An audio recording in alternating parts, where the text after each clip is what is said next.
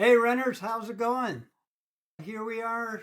I've got about 5 more weeks before my Boston Qualifier marathon arrives, and uh, so far everything's going pretty good. I had a very interesting long run last week. It was an 18 miler, and as a result of that run, I had to do a little bit of run walking. Today, I'm going to go over how I plan to use a little bit of run walking for my upcoming marathon, and maybe this will be helpful for you also.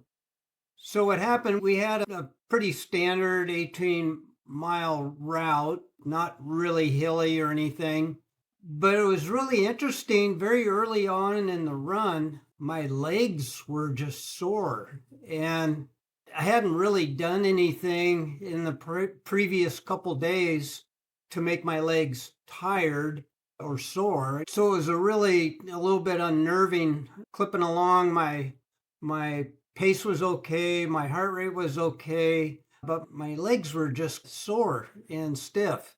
And as we got on later on in the run, I just had to take some walk breaks.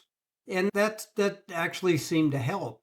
So about halfway through the run, yeah, I came to a point where, yeah, this just isn't feeling good. And all I did was walk for about 20 seconds and then took off again. And I was right back up to pace. My heart rate was just fine.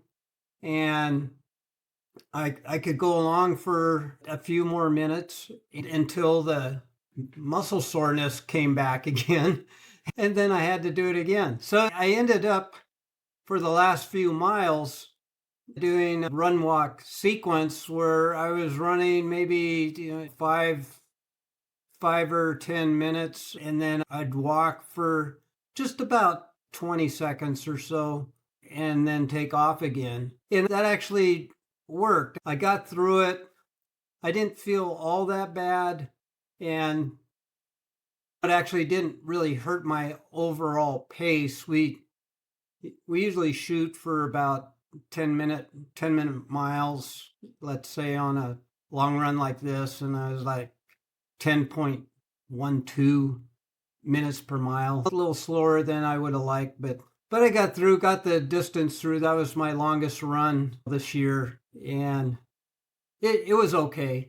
And I don't know, I'm on statins, and there can be some muscle soreness that comes with that. I haven't really experienced that much before, but it's just one of those things that when you get old, you go out for a long run, things can just happen that you don't know why.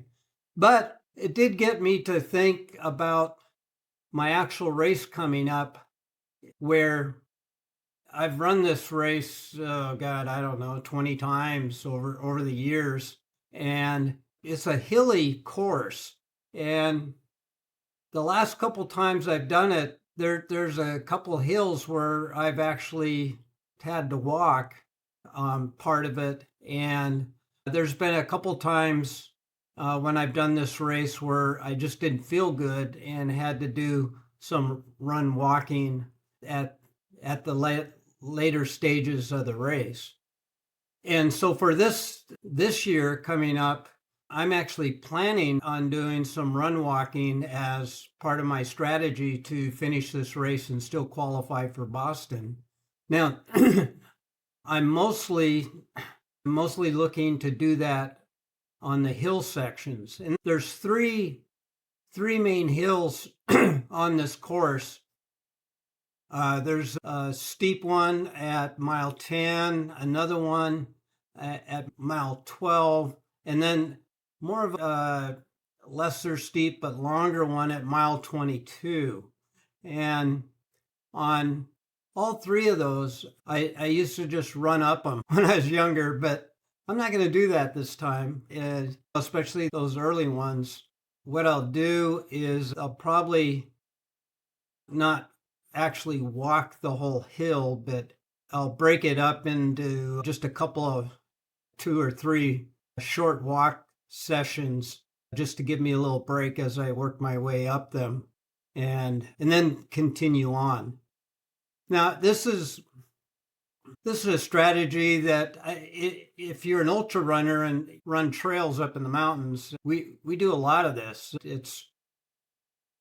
I don't really call it run walking. It's power hiking. When you come to a hill in a trail race, sometimes it's faster and more efficient to power hike up that hill rather than trying to run everything, especially when you're older. And so it's basically, I would say it's hiking with a purpose, or in the case of a run walk, walking with a purpose.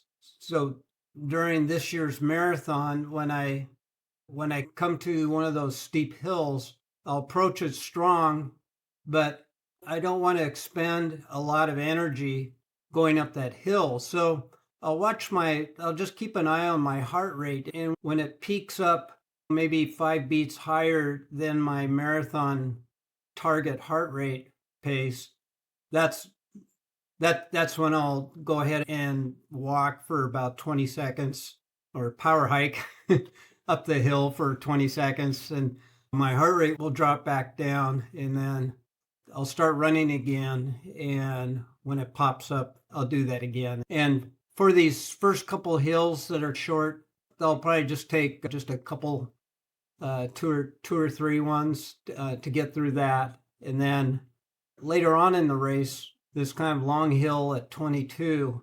that'll probably be three or four times where I do the run walk. And for me, the walking portion, about 20 seconds seems to work. And if you want to practice this, I know in the Galloway method, they've got a variety of different ratios you can try, just doing this on the onset or as part of your total plan for your marathon training. But I like to just use this as a tool, either when I'm hitting a hill or I'm getting really tired, because it really does work. So what you need to practice in training is, what's the actual length of the walk portion that gives you enough time to recover that you can start up again and continue on at your target pace. And for everyone, that's going to be different, because we all react to, let's say, your target heart rate as far as when it bounces up, how quickly you can recover back down by doing a walk break. If you're interested in doing that in your training runs, just give it a try and try a couple different ratios as far as what you think might work, and take a look at your watch and just go mostly by feel and see how that works for you. And in the old days, I'd be embarrassed if I got caught walking during a marathon. It's just unheard of. Yeah. But nowadays, first of all, there's a lot more people who do that, because there's, number one, a lot more slower runners doing marathons these days than what used to happen. And then second of all, it can be a very good strategy to meet a PR goal or a qualifying goal, even if you're throwing in some walk breaks during your marathon.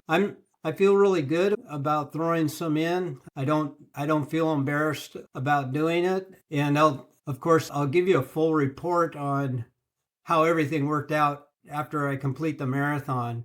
And we'll see, was this actually the right thing for me to do to get my qualifying time for Boston? So that's it for this week. I think my next training run the long run will probably be like 14. And then the following week, we'll do a 20-miler. So that's what's coming up for me. I hope you get out there and get some good long runs in, and I'll see you next week.